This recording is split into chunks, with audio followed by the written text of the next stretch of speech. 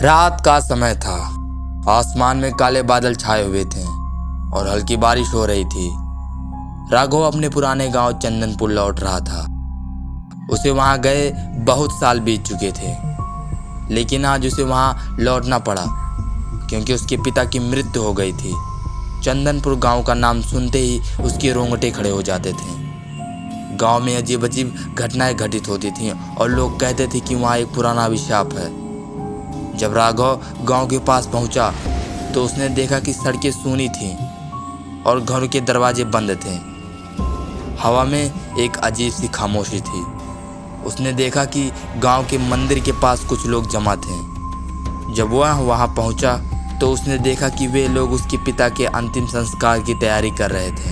राघव ने गांव के बुजुर्ग पंडित से पूछा, पंडित जी, ये गांव इतना सूना क्यों है? लोग कहाँ गए?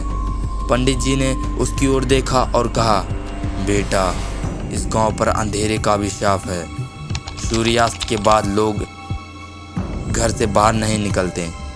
कहते हैं कि अंधेरे में यहाँ कुछ भयानक होता है। राघव को पंडित जी की बातें अजीब लगी, लेकिन उसने ज़्यादा सवाल नहीं किया।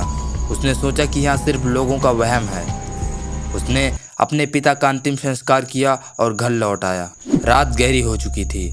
राघव अपने पुराने घर में अकेला था। उसने सोने की कोशिश की, लेकिन उसे नींद नहीं आ रही थी। अचानक उसने घर के बाहर कुछ आवाज़ें सुनी। आवाज़ें रहस्यमयी थी, जैसे कोई बुदबुदा रहा था। राघव ने हिम्मत जुटाई और दरवाज़ा खोला। बाहर का दृश्य देखकर उसकी सांसें थम गई। सामने अंधेरे में एक छाया सी दिख रही थी। वहाँ छाया धीरे धीरे उसकी ओर बढ़ रही थी। राघव ने दरवाज़ा बंद कर लिया और अपने कमरे में जाकर छुप गया। उसकी दिल की धड़कन तेज हो गई थी। उसे समझ नहीं आ रहा था कि यह क्या था। वहाँ सोचने लगा कि पंडित जी की बातों में शायद सच्चाई हो। अगले दिन राघव ने गांव के कुछ बुजुर्गों से बात की। उन्होंने उसे बताया कि गांव के पास एक पुराना मंदिर है, जिसे लोग अंधेरे का मंदिर कहते हैं।